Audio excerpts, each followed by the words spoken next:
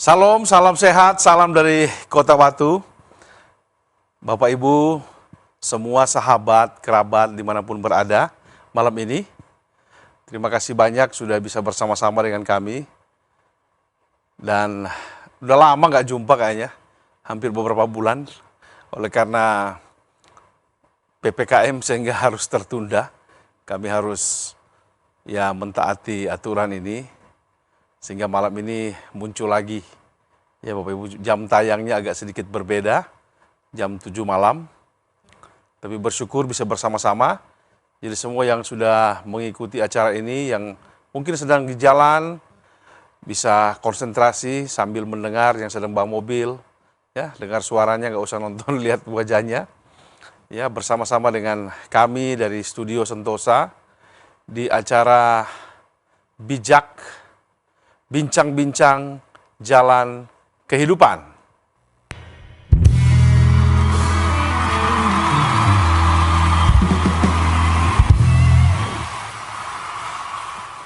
Ya, malam hari ini kita akan berbincang-bincang, Bapak Ibu, khususnya dengan situasi yang sedang kita alami bersama. Rupanya kurang lebih hampir 11 bulan ini, pandemi ini melanda seluruh dunia juga termasuk kita yang ada di Indonesia. Maka muncul begitu banyak pertanyaan dan termasuk salah satunya tema yang akan kita bahas bersama malam hari ini tentang COVID-19, Coronavirus Disease 19. Sebetulnya apa penyebab Coronavirus Disease ini? Nah, ini pertanyaan-pertanyaan ini muncul Bapak Ibu sehingga ada banyak klaim, ada banyak pertanyaan, bahkan ada yang kemudian masa bodoh, ada yang mengalami homofobia, ketakutan ganda yang luar biasa, sehingga ada berbagai macam hal.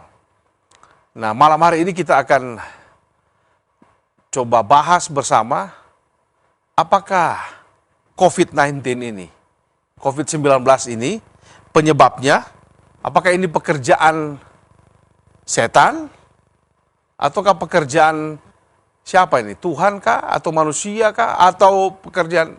Kita akan bahas malam hari ini Bapak Ibu di acara kita Bijak.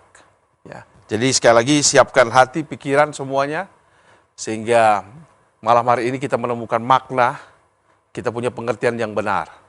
Semakin bijak, temukan jalan kehidupan.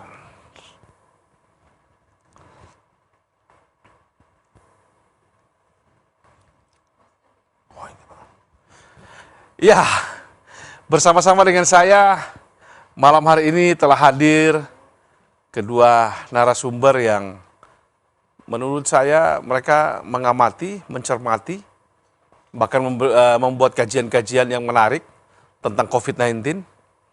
Ya, bersama dengan saya malam ini sudah ada Bapak Pendeta Dr. Sudarmanto. Selamat malam Pak. Selamat malam. Ya, terima kasih banyak.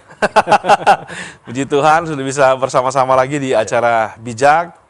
Juga ditemani juga oleh Bapak Dr. Freddy Purwanto. Selamat malam Pak Freddy. Malam Pak James. Oke, puji Tuhan. Nanti Bapak Ibu kita akan dengar ulasan-ulasan ya dari beliau berdua tentang apakah COVID-19 ini pekerjaan setan atau iblis? Atau apakah penyebab utama COVID-19 ini mungkin karena pengaruh teknologi kah, IT, dengan munculnya 4G misalnya? Atau apakah COVID-19 ini penyebabnya itu karena mungkin teori konspirasi, militer, segala macam, sehingga muncul banyak hal lah. Sehingga ada yang percaya, ada yang tidak. Ataukah jangan-jangan memang COVID-19 ini penyebabnya itu karena jin-jin? Ataukah kuasa-kuasa supranatural begitu Bapak Ibu? Nah, kita coba bicarakan, diskusikan malam ini dengan kedua narasumber. Ya, mungkin Pak Freddy bisa menolong saya dulu, bisa menjelaskan bagaimana nih Pak penyebab COVID-19. Apakah memang ini dari iblis atau bagaimana nih? Atau dari siapa sebetulnya Nah, ini pemirsa ingin tahu ini, karena pertanyaan ini sepertinya lagi viral juga di mana-mana orang bertanya. Bahkan ini ada satu yang saya baca kemarin ini Pak Freddy, bahwa ada satu pemerintah kabupaten kota di Indonesia, di satu provinsi, itu sekarang untuk menangani COVID-19 itu pakai ilmu hitam. Jadi mengundang dukun-dukun nih. Wah, saya nggak tahu ini bagaimana. Nah, ini bagaimana Pak Freddy, kira-kira bagaimana nih mencikapi hal ini? Silakan Pak, monggo. Iya, terima kasih Pak James. Ya, memang ada banyak faktor Pak James. Ada banyak faktor yang bisa kita lihat, yang bisa kita amati dari beberapa media-media yang ada tentang penyebab COVID ini gitu, penyebab pandemi ini. Memang ada orang yang bilang bahwa ini karena jin-jin yang jahat gitu ya. Jadi ada jin-jin yang jahat menyebarkan virus ini dan sebagainya. Jadi ada orang juga yang akhirnya mengundang jin yang baik juga supaya menahan itu juga. Nah itu ada juga yang berpendapat demikian. Tapi ada juga yang berpendapat bahwa ini teori konspirasi nih gitu. Ya saya tertarik dengan seorang pengamat militer gitu ya. Pengamat militer yang mengatakan bahwa saya tidak percaya teori konspirasi. Tetapi saya sangat percaya adanya konspirasi dalam dunia politik gitu. Nah pengamat militer ini punya pengamatan yang bagi saya bagus juga gitu. Uraian-uraiannya menarik bagi saya. Karena menurut pengamat militer ini dikatakan bahwa kalau itu memang ada konspirasi di balik pandemi ini, maka sebenarnya itu tidak boleh dikatakan dari Wuhan gitu. Tidak boleh dikatakan dari Wuhan. Mengapa? Karena pengamat militer ini mengatakan bahwa di Wuhan itu, labnya itu hanya punya sampel satu gen virus gitu. Yang tidak mungkin bisa memunculkan varietasnya gitu. Ini malah dari tempat lain nih gitu. Dari tempat lain dan di lab itu di negara, salah satu negara dikuasa ini, labnya itu punya, dikatakan punya 5 jenis gen dari virus ini. Yang itu sangat mungkin untuk melakukan mutasi dan sebagainya. Dibuat variasi-variasi baru gitu. Jadi kalau menurut teori konspirasi harusnya bukan dari Wuhan katanya gitu. Apalagi itu dikatakan kan dari pasar seafood gitu. Iya. Nah, jadi kalau pengamat militer ini mengatakan bahwa saya tidak percaya teori konspirasi, tapi saya sangat yakin adanya konspirasi dalam dunia politik sehingga beliau mengamati yang seperti itu. Itu dari konspirasi yang ada, yang diamati oleh beliau. Lalu ada juga yang mengatakan memang bahwa ini karena pengembangan teknologi 5G gitu ya. Ya, ada pengembangan teknologi 5G gitu. Makanya bahkan di Indonesia ada salah satu provider atau pengembang sinyal seluler itu menahan untuk tidak melakukan uji coba juga karena rumor-rumor yang ada gitu. Memang sebelum COVID ini berkembang, sebenarnya rumor 5G itu menyebabkan hal negatif itu sudah ada. Jadi ada sebuah tempat yang penuh dengan peralatan 5G-nya, lalu ada burung-burung terbang ke situ jatuh semua gitu. Wah, makanya orang mulai memikir, wah ini bahaya nih 5G ini gitu. Tapi menurut Profesor Bioteknologi dari Pennsylvania, beliau mengatakan bahwa sebenarnya yang ditakutkan itu adalah frekuensi dalam gelombang itu, dalam sinyal. Tapi kalau frekuensi itu diatur, sebenarnya nggak masalah juga. Ini dari seorang profesor bioteknologi gitu. Ada juga yang menyatakan salah seorang peneliti radiologi ya dari New York kalau nggak salah. Ya, beliau juga menyatakan bahwa sebenarnya frekuensi dari 5G ini kan gelombangnya milimeter katanya. Ada milimeter atau apa begitu. Dan dikatakan bahwa itu tidak akan menembus permukaan dinding, permukaan kulit, atau permukaan pohon. Jadi dia tidak akan merusakkan DNA, tidak akan merusakkan sel. Jadi juga nggak terlalu berbahaya juga sebenarnya kalau itu dikendalikan dan diatur dengan baik. Bahkan itu akan memberikan satu kemampuan teknologi yang canggih gitu. Jadi itu beberapa hal yang bisa kita cermati yang beredar tentang bagaimana atau penyebab-penyebab COVID ini berkembang, Pak. Saya kira demikian, Pak. Oke, terima kasih banyak Pak Freddy. Jadi betul ada teori konspirasi, tapi kalau dibilang tadi saya kasih underline begitu, dia tidak percaya teori konspirasi, tapi adanya konspirasi dalam politik kemungkinan besar. Lalu ada jin-jin gitu ya, Bapak. Jadi ada banyak nih. Nah, Pak, saya makin mempertajam nih, memperdalam lagi nih. Pak Darmanto mungkin bisa tolong saya kah? Kan ada berbagai faktor nih. Tapi pertanyaannya sebetulnya siapa yang menjadi penyebab ini, Pak? kira-kira kalau kita mau COVID-19 ini Pak, seperti awal saya katakan tadi, apakah Tuhan, ataukah memang ini proyek iblis, ataukah jangan-jangan memang manusia sendiri? Nah, bagaimana Bapak kira-kira menyikapi hal ini? Iya, sebenarnya ini pertanyaan budaya, ini pertanyaan kultural. Karena setiap kali masyarakat itu mengalami sebuah malapetaka dalam bentuk apapun, maka pertanyaan kulturalnya itu selalu menanyakan ini salah siapa gitu. Jadi ada upaya untuk mencoba mencari jawab di balik semuanya itu. Itu saya rasa semua budaya mempertanyakan hal yang sama. Lalu diupayakanlah berbagai macam cara untuk menemukan jawabannya. Nah, kalau kita melihatnya itu dari hal-hal yang bersifat fundamental, maka sebelum kita bicara apakah ini COVID-19 ini adalah penyebabnya itu iblis, apakah ini strategi iblis, apakah ini pekerjaan iblis gitu ya. Ya. Nah, kita coba perlu lihat juga Pak secara menyeluruh terlebih dahulu. Karena kehidupan manusia itu kan terdapat pihak-pihak yang terkoordinasi atau tersistem satu dengan yang lain. Apakah ini ada peran Tuhan di baliknya? Ya. Apakah ini sebenarnya juga hanya karena kesalahan manusia sendiri? Ya kan? Ya. Nah, atau intervensi iblis. Nah, manusia kan paling mudah memang seringkali instan aja gitu, ini pasti iblis salah gitu. Ya, ya. Tapi sebenarnya ya iblis nggak dipersalahkan pun memang sudah salah kan. Jadi, tidak perlu disalahkan sebenarnya, dia memang sudah salah itu.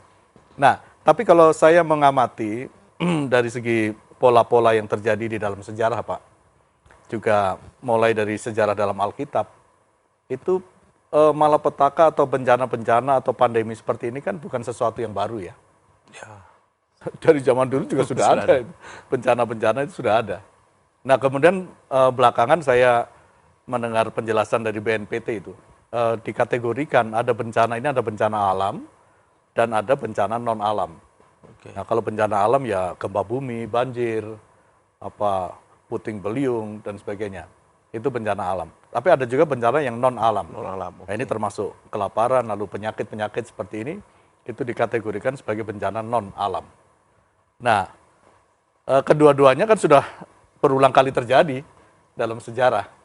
Ya, dalam sejarah. Nah, kalau kita mendasarkan pemikiran kita pada pola-pola yang terjadi di dalam sepanjang sejarah itu, sebenarnya Tuhan ada perannya, manusia juga ada, dan iblis juga ada. Oh, oke. Nah, coba kalau kita simak ya, peristiwa-peristiwa yang terjadi. Memang ada latar belakangnya, ada kategorinya. Bahwa sesuatu terjadi itu karena izin Tuhan, atau Tuhan berintervensi langsung dalam kehidupan manusia, itu kan berulang kali terjadi. Dalam Alkitab pun dicatat. Ya. Ya kan? Nah, biasanya misalnya bencana pada zaman Nuh. Ya, ada kelaparan juga zaman Abraham. Ada juga Sodom Gomora, ya, zamannya Lot itu. Kemudian juga terjadi di padang gurun dan sebagainya. Nah, kalau kita menelisik satu persatu itu, ya kan? Yang pertama cobalah kita lihat apakah ada maksud Tuhan di baliknya. Ya, sebelum kita kepada yang setan tadi. Oh ya, oke. Itu. Nah, kalau dalam maksud Tuhan itu biasanya terjadi titik kulminasi atau titik puncak dari keberdosaan manusia. Spiritualitas yang rendah, amoralitas yang hancur, yang parah. Nah, disitulah kemudian Tuhan bertindak menghukum dengan cara memberikan bencana itu.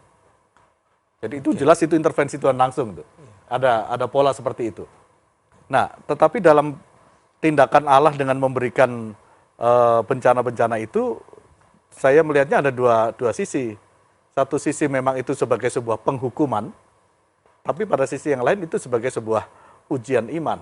Ah, ini menarik. Nah, nih. itu ujian Ini iman. menarik sekali Bapak Ibu ya. Jadi Tuhan intervensi dengan dua sisi. Nah, kita tahan dulu, nanti kita perdalam lagi karena ada istilah menarik dari Pak Dar tadi, ini hukumankah atau ini ujian? Nah, itu dari sisi Tuhan. Nah, Bapak Ibu jadi jangan kemana-mana dulu ya, terus bersama dengan kami di Bijak, semakin bijak, temukan jalan kehidupan.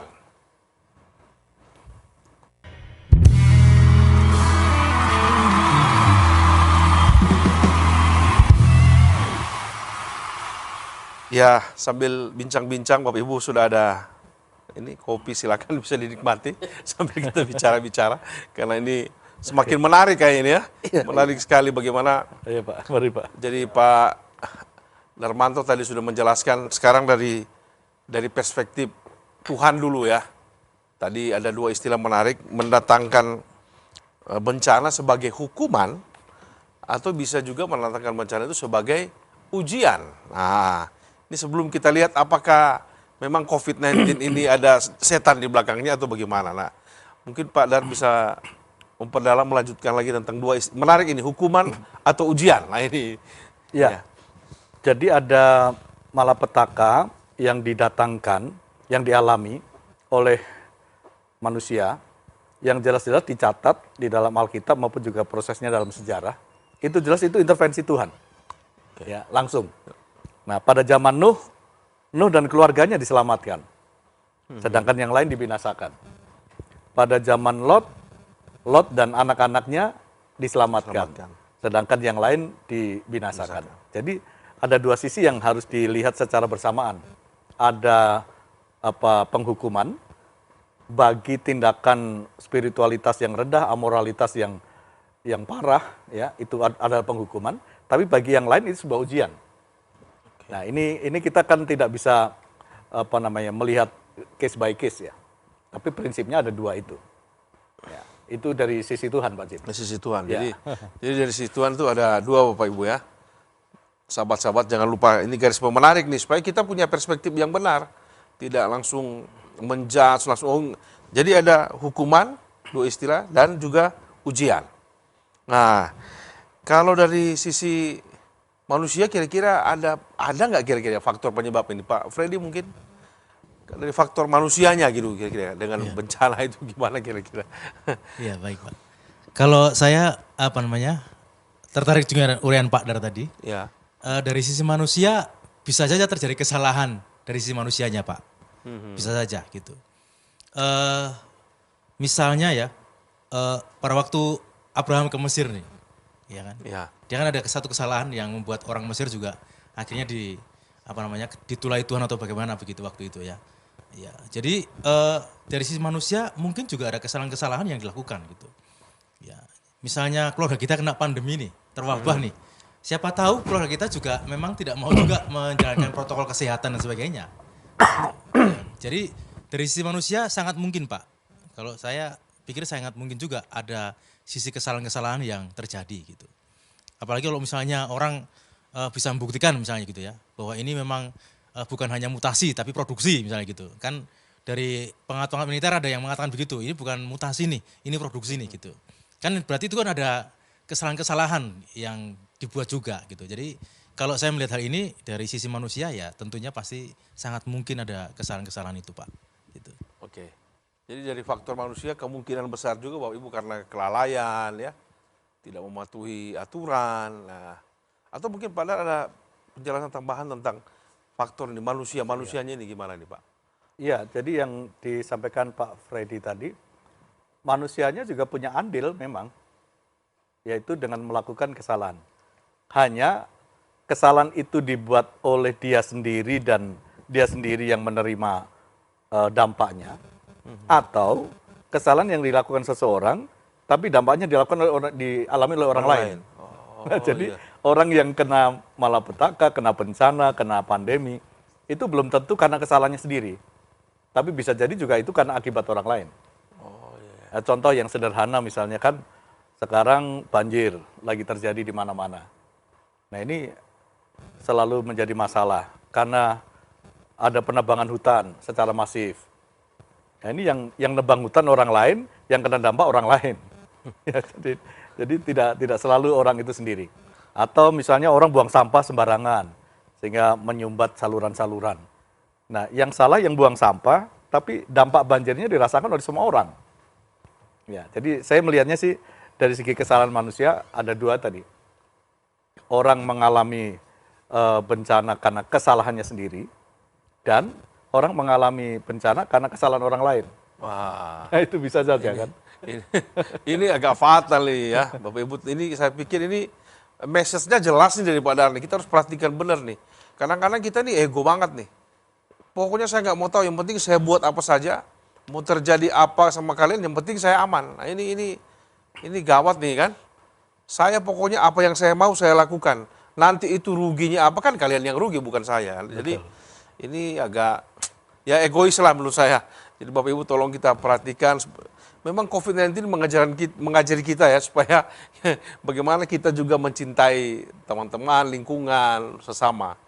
Nah, tapi yang terakhir ini Pak, tentang setan ini bagaimana kira-kira? Tuh, tadi ada istilah jin-jin gitu ya, jin. Tadi Pak Freddy bilang banyak jin yang jahat di Wuhan tuh, makanya didatangkanlah jin-jin yang baik.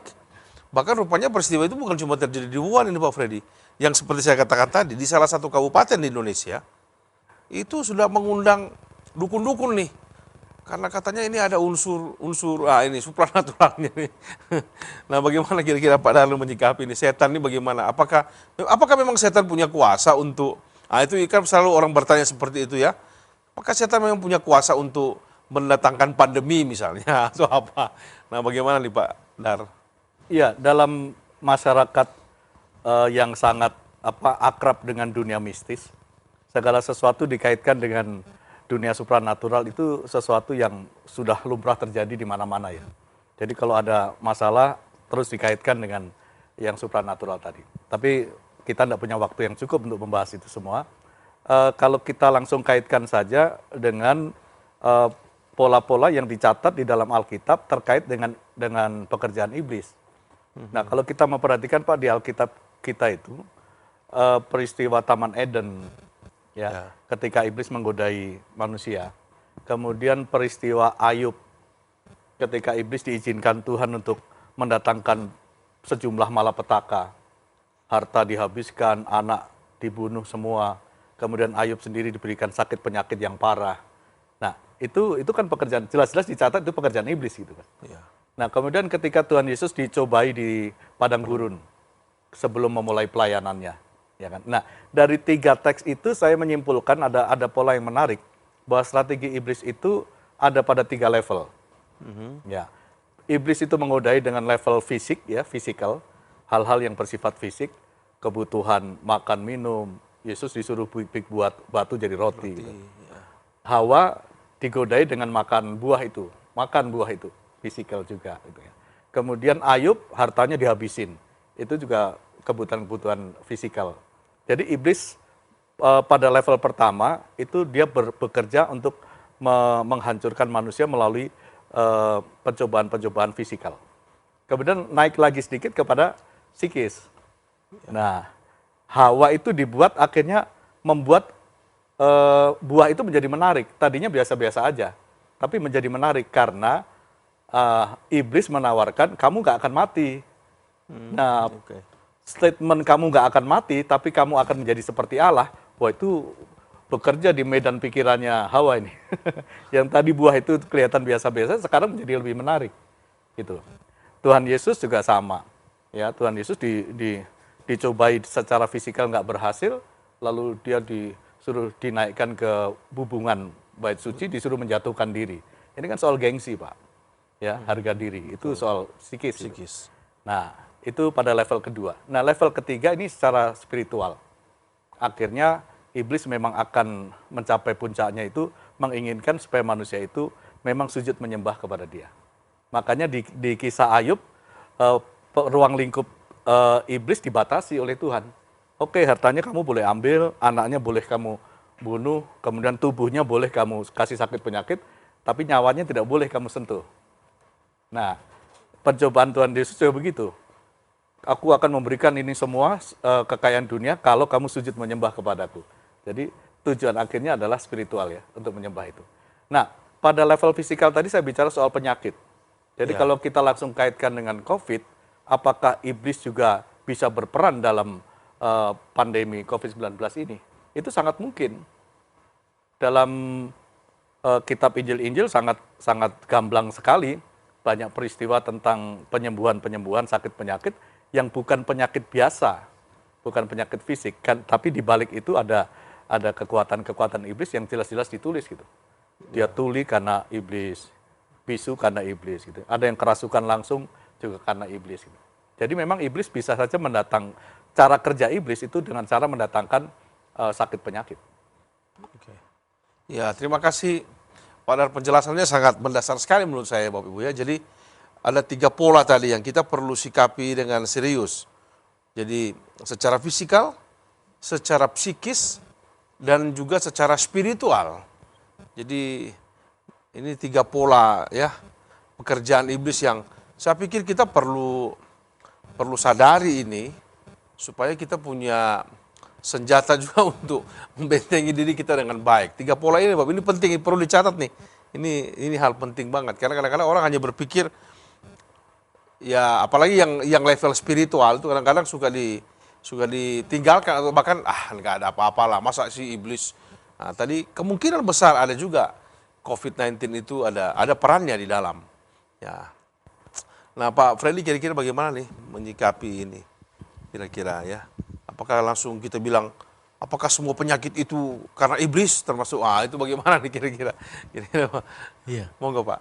Baik Pak, kalau dari uraian yang disampaikan Pak Dar tadi, kan iblis juga bisa mendatangkan sakit penyakit tadi ya. Ya. Tapi kita harus ingat juga bahwa ruang gerak iblis kan terbatas juga. Ya, betul. Selama Allah mengizinkan gitu.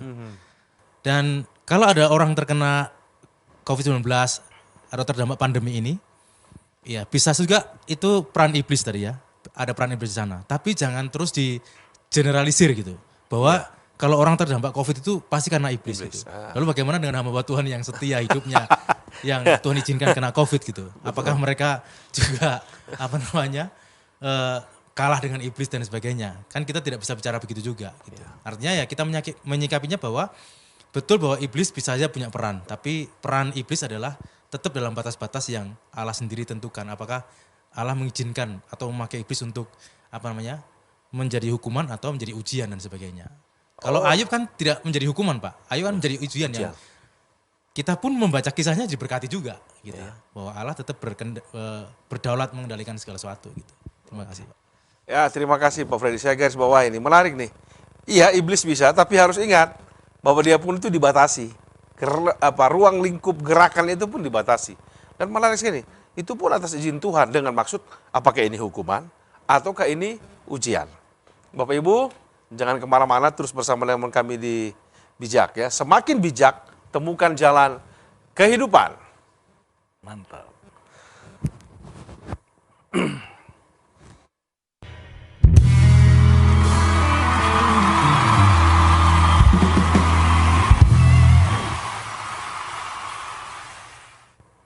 Ya, terima kasih masih bisa bersama-sama dengan kami juga. Rupanya sudah ada 4 pertanyaan ini. Nah, sebelum 4 pertanyaan ini kami jawab, Bapak Ibu, jadi kira-kira ini bagaimana Pak Dar juga Pak Freddy. Jadi kita melihat COVID-19 ini tentu bukan hanya salah satu faktor, tapi multifaktor begitu ya Pak, kira-kira. Bagaimana nih Pak Dar melihatnya? Ya, jadi dari percakapan kita tadi ada 3 pihak lah ya, yang bisa harus bertanggung jawab. Ada yang pertama tentu saja Tuhan yang mengendalikan seluruh kehidupan manusia. Dia bisa melakukan apa saja sesuai dengan rancangannya. Ya. Entah itu dalam bentuk hukuman, entah itu dalam bentuk ujian. Ya. Kemudian yang kedua, manusianya juga punya peran. Manusianya itu dia bisa bikin kesalahan, karena kesalahannya sendiri maka dia mengalami malapetaka. Dan malapetaka itu tidak hanya dialami oleh dia sendiri, tapi juga bisa berdampak pada orang lain. Nah itu. Lalu yang ketiga, iblis juga bisa berperan.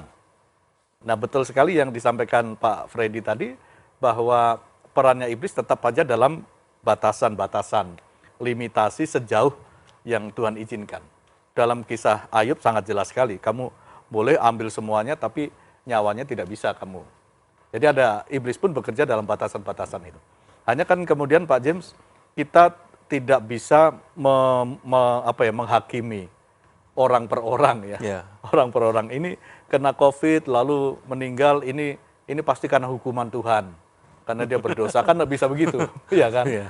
Kemudian yang lain lagi karena dia disembuhkan oleh Tuhan, oh, berarti dia memang dikasihi Tuhan, sehingga dia mengalami mukjizat dan sebagainya. Nah, atau yang lain lagi mengatakan, wah dia ini matinya agak aneh ini, berarti ini karena dia ini pekerjaan setan nih gitu. Ya saya pikir kita tidak punya kewenangan untuk memastikan setiap kasus ya. Oh ini karena mati dalam Tuhan, ini karena mati karena setan, ini karena hukuman Tuhan atau apa itu. Kita tidak bisa kita generalisir lah, ya kan? Tidak kita itu hanya yang bersangkutan dengan Tuhan lah yang paling tahu, ya kan? Ya, ya terima kasih banyak Pak Dar. Ya Bapak Ibu sudah ada 4 pertanyaan ini. Pertama dari saudara atau Bapak Erik ini. Salam Bapak pembicara, mohon tanya, kalau COVID itu memang pekerjaan setan, apakah Tuhan tidak mampu menghentikannya? Bukankah dia berkuasa? Oh menarik sekali nih. Jadi dia tanya tentang Tuhan ini, apakah Tuhan tidak mampu menghentikannya? Bukankah dia berkuasa? Bagaimana Pak Freddy bisa memberi respon nih? Kalau memang itu COVID itu pekerjaan setan, kalau COVID itu memang, apakah Tuhan tidak mampu menghentikannya? Bukankah dia berkuasa? Monggo. Iya. Kalau dikatakan bukankah Tuhan berkuasa, ya pasti berkuasa dan dia maha kuasa. Tapi kembali lagi seperti perbincangan kita tadi, bahwa Allah bisa saja mengizinkan ini karena ini ujian atau hukuman. Jadi masalahnya bukan masalah bisa tidak bisa. Kalau Allah maha kuasa pasti bisa. Tetapi kan kita harus berpijak bahwa Allah punya tujuan ketika dia mengizinkan sesuatu terjadi. Nah ketika tujuannya tercapai, maka Allah sendiri yang akan menangani semuanya gitu. Tidak usah kita mempersoalkan Allah bisa atau tidak bisa, tetapi mari kita melihat bahwa Allah sedang punya tujuan besar, yang itu juga untuk kebaikan umatnya juga gitu. Sama seperti ketika Allah mengizinkan Ayub mengalami hal-hal yang mungkin di luar ekspektasinya, di luar kendalinya juga, dan Ayub sempat kecewa dan sebagainya. Tetapi kan pada akhirnya kita bisa melihat bahwa Allah menumbuhkan satu kebaikan yang luar biasa di sana gitu. Jadi kalau dari saya masalahnya bukan masalah bisa tidak bisa, karena Allah pasti bisa. Tetapi kita harus melihat bahwa Allah punya agenda dan tujuan yang itu jauh lebih agung, lebih besar, dan itu kita harus yakin sesuai dengan firman Tuhan bahwa dia mengerjakan segala sesuatu untuk kebaikan orang-orang yang mengasihi dia, yang terpanggil sesuai dengan rencananya. Amin. Ya saya harap Pak Erik ini jelas ya. Jadi pertanyaannya bukan masalah bisa atau tidak bisa. Tetapi mengapa ini terjadi? Apa maksud Allah? Saya pikir itu yang perlu kita sikapi. Bukan masalah bisa atau bisa saja, dia Allah, ya kan? Terima kasih Pak Freddy ya. Pak Dar mungkin ada tambahan respon sedikit tentang ini? Iya, saya pikir sangat jelas bahwa kalau dipertanyakan kemahakuasaan Allah itu kan absolut ya, sangat mutlak. Justru karena kemutlakannya itu, dia dapat menggerakkan segala sesuatu untuk mencapai tujuannya. Dia bisa menggerakkan manusia, dia bisa menggerakkan iblis, dia bisa menggerakkan binatang-binatang untuk mencapai tujuannya Tuhan gitu ya. Maka iblis pun diberi kesempatan. Bukan Tuhan tidak bisa menghentikan, tapi Tuhan memang memberikan batasan-batasan. Misalnya Tuhan juga bisa menggunakan kekuatan orang lain untuk menghukum seseorang atau sebuah bangsa. Itu jelas sekali. Bangsa Israel itu umat Tuhan. Tapi ketika umat Tuhan itu melakukan pelanggaran yang sudah sangat tidak bisa ditolerir, Tuhan menggunakan bangsa Babel, bangsa Asyur untuk menghukum umatnya. Nah, jadi Tuhan bisa menggerakkan semua hal.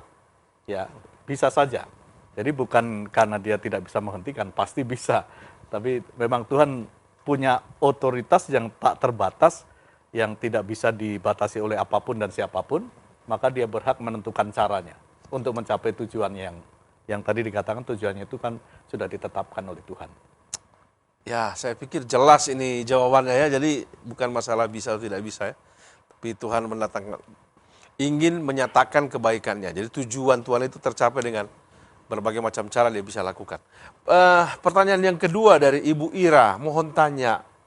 Menurut kitab Wahyu, saya pernah baca tentang cawan malaikat yang ditumpahkan sebelum kedatangan Tuhan Yesus, yakni berupa serangkaian malapetaka yang akan menimpa dunia. Pertanyaan saya, apakah wabah COVID-19 ini termasuk dalam cawan murka Allah itu sebelum kedatangan Tuhan Yesus yang kedua? Waduh, ini kita wahyu nih. Pak Freddy, bagaimana nih? Apakah masuk nih cawan itu yang ditumpahkan itu? Masuk, COVID ini masuk di dalamnya kira-kira. Baik, terima kasih Pak Jim. Kalau kita bicara kitab Wahyu kan kitab apokaliptik ya. Ya. Artinya itu kitab tentang apa yang Tuhan nyatakan ke depan gitu. Hanya kalau kita bicara masalah kitab Wahyu, ada berbagai macam metode penafsirannya gitu. Dan orang berhak dengan metode penafsiran itu sendiri, asal itu terikat dengan kaidah-kaidah yang benar pada waktu kita menggali Alkitab gitu. Kalau saya sendiri belum berani memastikan bahwa ini salah satu cawan murka Allah gitu Pak, gitu ya. Artinya kita juga tidak punya cukup waktu dan ruang untuk membahas pakai metode penafsiran apa sehingga mengkaitkan itu dengan ini cawan murka Allah begitu. Kalau saya menyikapnya begitu Pak. Gitu. Oke. Pak Dar mungkin bisa bantu karena ini kan kayaknya kalau ini dihubungkan langsung dengan wabah kan bagaimana dengan situasi wabah-wabah yang sebelumnya juga terjadi? Apakah itu juga memang, kan Alkitab sudah ada nih jauh sebelum, kira-kira gimana nih Pak Dar? Iya, karena ini dihubungkan dengan kedatangan Tuhan Yesus. Mengenai kedatangan Tuhan Yesus itu, firman-Nya itu kan sangat jelas dan pasti. Pastinya apa? Pastinya bahwa kedatangannya kedua kali itu tidak diketahui oleh siapapun. Oke. Jadi yang ada orang hanya memprediksi gitu. Nah, bahkan dia sendiri tidak tahu, hanya Bapa yang tahu. Jelas ini tidak boleh dilanggar pernyataan ini, bahwa kedatangannya itu adalah sebuah misteri Allah yang tidak dapat diketahui. Nah, kalau waktu kedatangannya saja tidak diketahui dengan pasti pada perspektif manusia, maka bagaimana mungkin kita bisa mengatakan ini adalah tanda kedatangannya yang sudah dekat? Pasti tidak mungkin, ya kan? Nah, itu yang pertama. Yang kedua, bahwasannya Tuhan Yesus memang membukakan bahwa kedatangannya yang kedua kali itu akan didahului dengan tanda-tanda. Dan tanda-tandanya itu termasuk ada malapetaka, ada gempa, ada segala macam bencana. Itu memang. Tetapi seberapa panjang, seberapa lama, seberapa hebat bencana-bencana itu. Toh sebenarnya bencana sudah terjadi dari zaman dulu. Kerajaan melawan kerajaan sudah terjadi dari zaman dulu. Kelaparan sudah terjadi pada zaman dulu. Sehingga kita tidak dapat memberikan kepastian mengenai apakah wabah COVID ini merupakan Cawan murka Allah. pewujudan dari cawan murka Allah sebagai tanda kedatangan Yesus yang kedua. Karena kedatangan Yesus yang kedua sendiri kita tidak mengetahui dengan pasti. Ya, jadi kita tidak bisa memastikan tentang hal itu. Terima kasih Pak Freddy juga Pak Dar. Ya, pertanyaan yang ketiga, sudah ada 4 ya. Wow, Pak Arnold dari timur Indonesia nih, dari Papua. Ya, selamat malam Papua. Salam. Saat ini sudah banyak para dokter dan nakes, tenaga kesehatan, bahkan hamba Tuhan yang meninggal karena COVID. Nah, kalau bukan dari iblis atau setan, lalu dari mana? Apakah dari Tuhan atau karena kelemahan manusia? Kalau karena kelemahan manusia, sehingga wabah ini menjadi meluas, mengapa Tuhan tidak menghentikannya?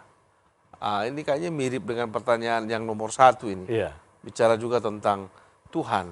Kalau bukan dari iblis atau setan, lalu dari mana? Apakah dari Tuhan? Atau kalau karena kelemahan manusia? Nah, bagaimana nih Pak Freddy, bisa memberi respon dulu kah?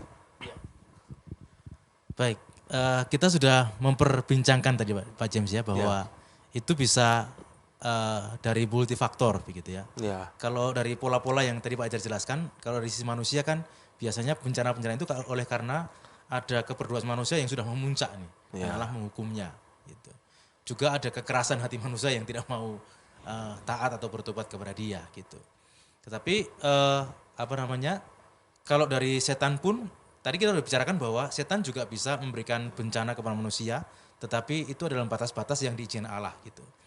Jadi kalau itu karena kesalahan manusia atau karena iblis dan sebagainya, mengapa Allah tidak menghentikannya? Kita sudah bicarakan bahwa karena Allah sendiri punya tujuan dan Dia bisa menggerakkan apapun juga untuk mencapai tujuannya itu. Nah sekarang kita fokusnya bukan masalah Allah bisa tidak bisa atau Allah mau tidak mau, tetapi fokus kita sekarang harusnya kepada apa agenda Allah dan tujuan Allah yang lebih besar dan lebih agung itu, sehingga Allah mengizinkan ini terjadi gitu Pak. Oke. Ya, terima kasih Pak Freddy. Pak Dar mungkin mau tambahkan Pak? Iya, kematian itu kan misteri Allah. Hanya Allah sendiri yang tahu terkait waktunya dan caranya. Kita tidak bisa menetapkannya sendiri kan. Jadi itu sebuah pertanyaan besar, sebuah misteri yang jawaban mutlaknya hanya ada pada diri Allah sendiri.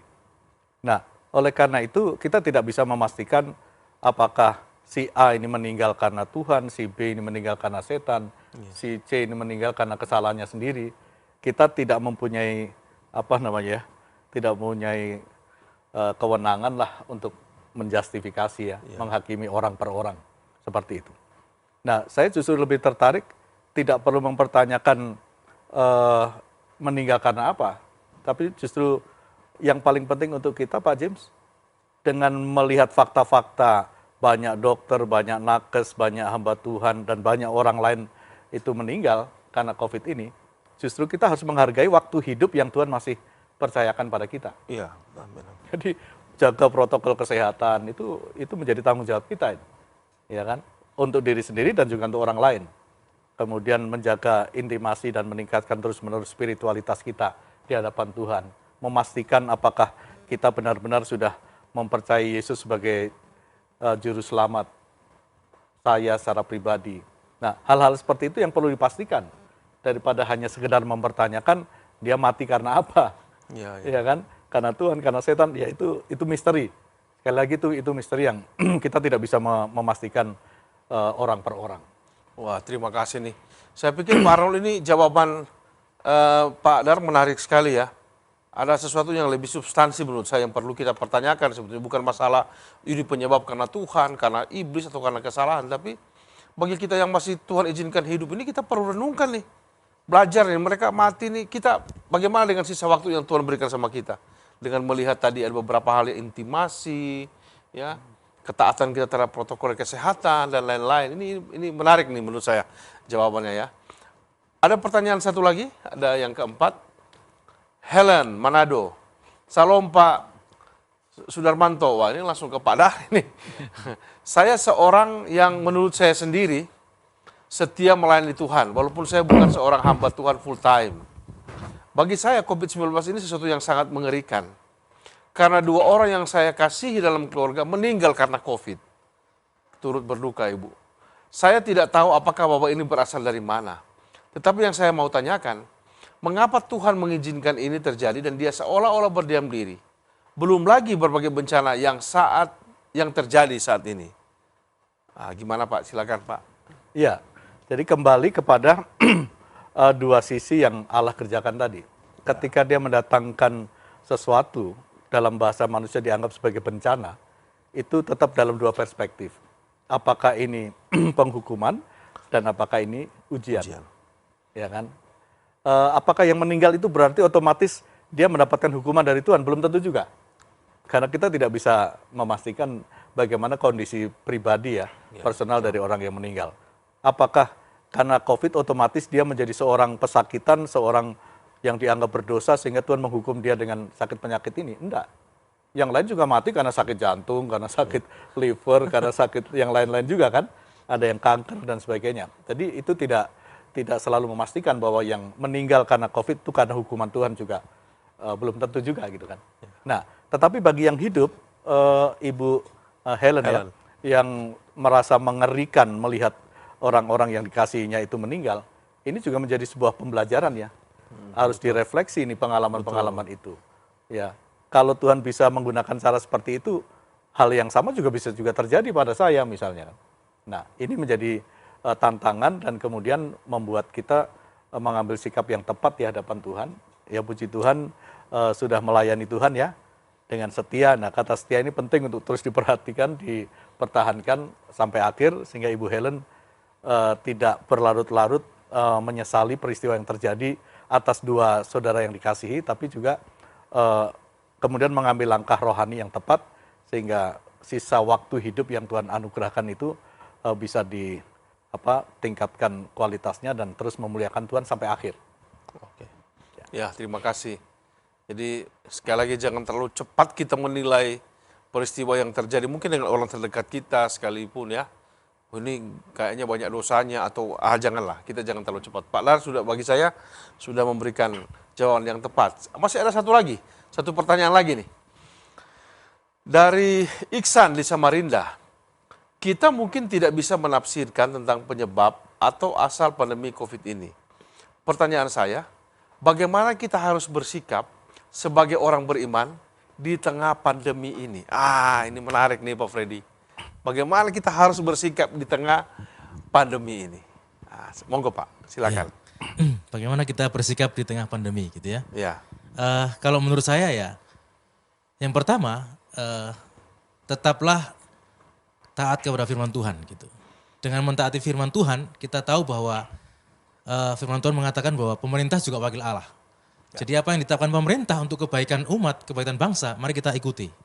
Karena firman Allah mengatakan bahwa pemerintah juga wakil Allah. Ya. Pemerintah juga wakil Allah gitu. Satu gitu. Yang kedua, Tuhan ingin kita jadi berkat. Ya. Kalau Tuhan ingin kita jadi berkat, mari kita jadi berkat. Caranya bagaimana? Taati protokol kesehatan supaya kita tidak jadi penyebab bagi bencana orang lain gitu. Kan orang bisa mengalami bencana oleh karena kesalahan sendiri, karena kesalahan orang lain. Nah, jangan kita menjadi penyebab untuk bencana bagi orang lain gitu. Artinya kesalahan kita yang tidak mau taat kepada Tuhan, tidak mau taat pada protokol kesehatan, akhirnya kita malah menjadi bencana bagi orang di sekeliling kita. Ya, bagi saya sikap kita begitu Pak James. Gitu. Oke, sikap. Pak, dan mungkin bisa tambah, ini menarik nih Pak, sebagai orang percaya nih, bagaimana sikap kita di tengah-tengah pandemi ini. Betul. Saya pikir ini pertanyaan yang justru penting Pak. Penting, menarik, betul Pak. Betul. Jadi Nuh di tengah kebobrokan moralitas zamannya, Alkitab mencatat dia bergaul karib dengan Tuhan. Okay. Lalu ketika perintah Tuhan datang untuk membuat bahtera, tanpa ada hujan, tanpa ada angin, tapi Tuhan perintahkan membuat bahtera justru di pegunungan, ini perintah yang tidak logis sebenarnya. Tetapi karena dia bergaul karib dengan Tuhan, dia taat. Jadi pergaulan karib dengan Tuhan itu membuat dia taat pada perintah Tuhan. Ya. Kemudian Abraham yang telah menimbulkan malapetaka di Mesir, gara-gara dia izinkan istrinya itu diambil oleh orang lain. Dia kemudian menyadari itu sebagai kesalahan. Jadi kalau ada dosa ya cepat-cepat bertobat. You know. Lot di tengah bencana Sodom dan Gomora, dia tahu persis itu, ya akhirnya dia taat pada perintah Tuhan. Disuruh keluar ya keluar. Tapi istrinya nggak taat, ya jadi tiang garam dia. Jadi di tengah bencana, di tengah pandemi, ya bergaul karib dengan Tuhan, taat kepada perintah Tuhan dengan jelas, ya kan. Ayub di tengah bencana hidup malapetaka berturut-turut yang tidak mudah itu secara manusiawi, hartanya habis, anaknya habis, tubuhnya sendiri sakit, sahabat-sahabatnya justru menghujat dia, tidak mudah. Tapi dia tetap bertahan pada iman dan pengenalannya akan Tuhan.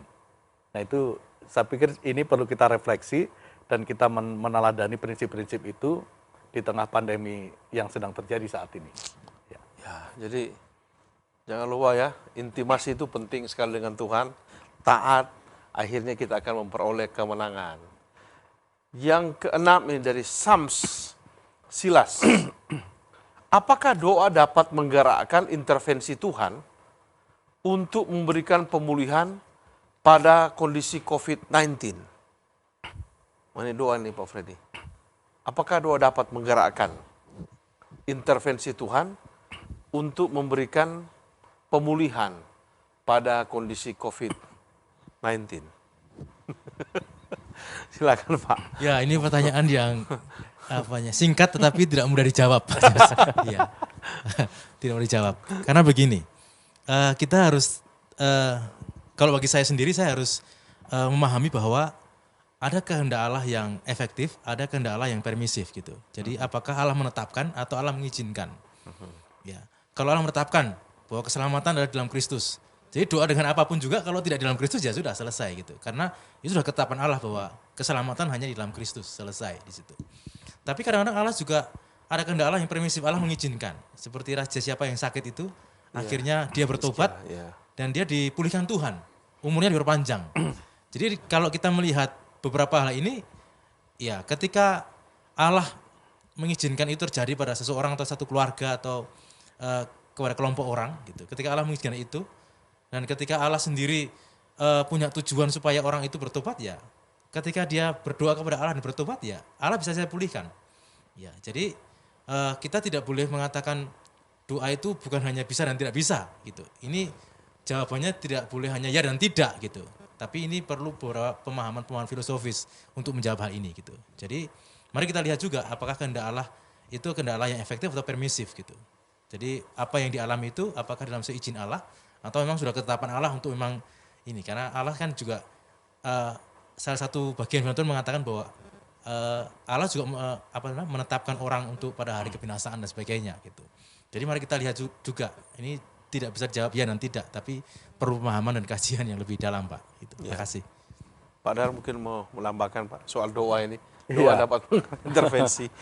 Pada sisi Allah, tujuan Allah itu unmovable, tidak bisa digerakkan oleh siapapun, karena penetapannya itu bersifat absolut. Tujuannya itu pasti dicapainya. Tapi pada sisi manusia, realisasinya itu merupakan dinamika. Dinamika pada perspektif manusia. Sehingga doa bagi manusia itu bukan hanya sekedar menuntut Allah memenuhi apa yang diinginkan oleh doanya, sehingga seolah-olah doa mengubah tujuan Allah. Tetapi doa itu justru juga merupakan momentum di mana kita sebagai orang yang percaya memahami apa yang Tuhan maksudkan atas segala sesuatu yang sedang dialami. Sehingga akhirnya yang penting bukan soal sembuh atau tidak sembuh. Tapi yang penting jawaban doa yang terbaik adalah saya mengerti maksud Tuhan tentang peristiwa ini. Oke. Gitu ya. Terima kasih. Saya pikir sudah jelas ya Bapak Ibu ya. Jadi semua pertanyaan, masih ada pertanyaan lagi, masih banyak, tapi karena waktu, jadi mungkin nanti bisa di chat atau dikirim ke teman-teman yang di program ini ya Bapak Ibu ya, supaya bisa dijawab. Ya, terima kasih banyak sekali lagi untuk kebersamaan. Dan jadi apakah COVID-19 ini disebabkan oleh setan? Nah, saya harap kita sudah berbincang-bincang panjang, kita jangan langsung mengeneralisir begitu ya, karena ada multifaktor yang menyebabkan munculnya COVID-19. Tapi yang perlu saya garis bawahi Bapak Ibu, ini yang pertanyaan kelima itu menarik, sikap kita ketika menyikapi situasi termasuk COVID ini, pandemi itu akan menentukan ya. Jadi kita berefleksi bagaimana kita semakin giat dengan Tuhan ya, intimasi kita dengan Tuhan. Jadi melihat pandemi ini sebagai, kalau saya sih melihat ini sebagai bukan hanya sekedar hukuman tapi ujian. Ada dua tadi dari Tuhan, itu ujian ataukah penghukuman. Kita harus melihat itu secara ya baik ya, secara, jadi saya bisa menyimpulkan sedikit, ada satu istilah yang menurut saya memunculkan itu tentang bagaimana kepekaan kita di tengah-tengah pandemi, krisis ini semakin tinggi, semakin nyata kita mengerti bahwa ini ada kehendak Tuhan. Ya. Sekali lagi terima kasih Bapak Ibu, terus nanti bersama-sama dengan kami di Bijak, Bincang-Bincang Jalan Kehidupan. Semakin bijak, temukan jalan kehidupan.